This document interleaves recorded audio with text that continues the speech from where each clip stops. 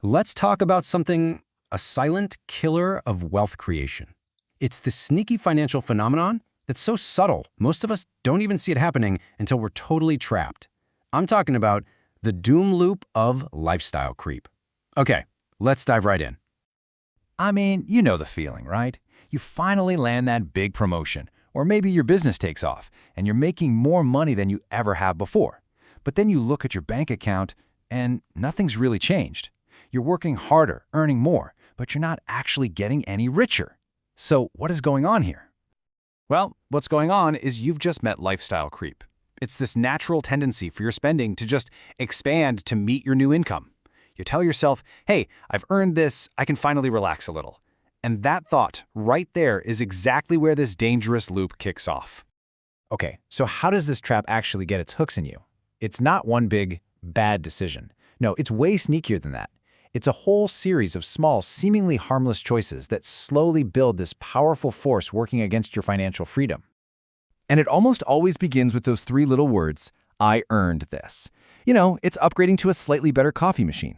Or maybe it's finally moving from that reliable old car to a brand new one, with that brand new monthly payment. Each one on its own feels like a small, totally well-deserved luxury.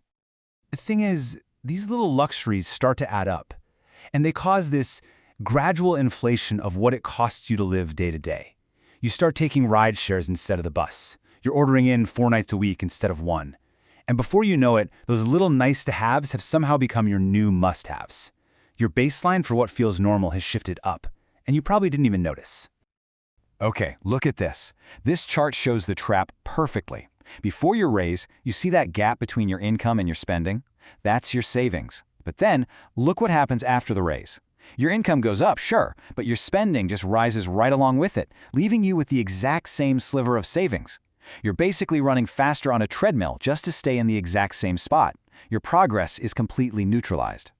Yeah, to put it another way, you've literally increased your own financial gravity. You've raised the bar on what it costs just to be you. So now it takes way more effort just to maintain this new standard of living. It really is like trying to launch a rocket from Jupiter instead of Earth. The force holding you down is just stronger. So, the big question is, how do we escape this? How do we break out of this insidious loop? And look, this isn't about depriving yourself or living on ramen noodles. It's not about that at all. It's about being intentional. So let's walk through 3 really powerful strategies to do just that. Okay, so we're going to look at 3 key tools. First up, an automated system so you can save without even thinking about it. Second, a pretty cool psychological trick to outsmart those big impulse buys. And third, and this is probably the most powerful one of all, actually giving your money a real mission. All right, strategy number 1. This is so simple, but honestly, it's incredibly effective. Here's the rule. The next time you get a raise or a bonus, you make a decision right then and there. You are never, ever going to let the full amount hit your main spending account. You're going to split it right at the source.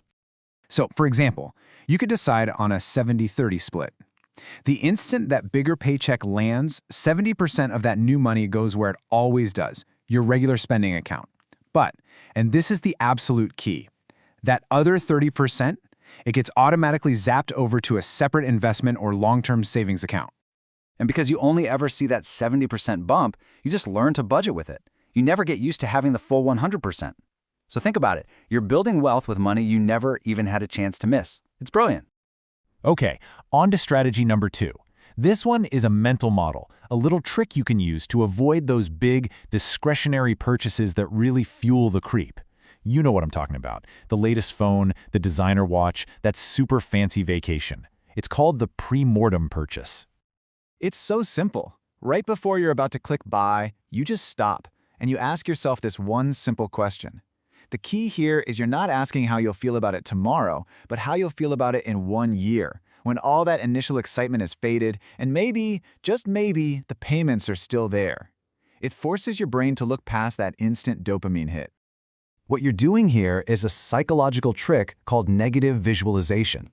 You're deliberately putting the immediate thrill of the purchase right up against the potential long-term reality of regret or financial burden.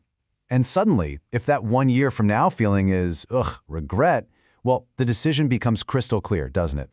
And that brings us to our final strategy. And honestly, this might be the most powerful tool of all for breaking the doom loop for good. This one goes beyond just tactics and gets right to the heart of your financial why. It's about defining what enough actually means to you. See, true financial freedom isn't about being a billionaire. It's about reaching a specific number. A number where your needs and maybe a few of your wants are totally covered by your assets. So I want you to actually do this. Sit down, run the numbers. What is your freedom number? Get specific. Make it real.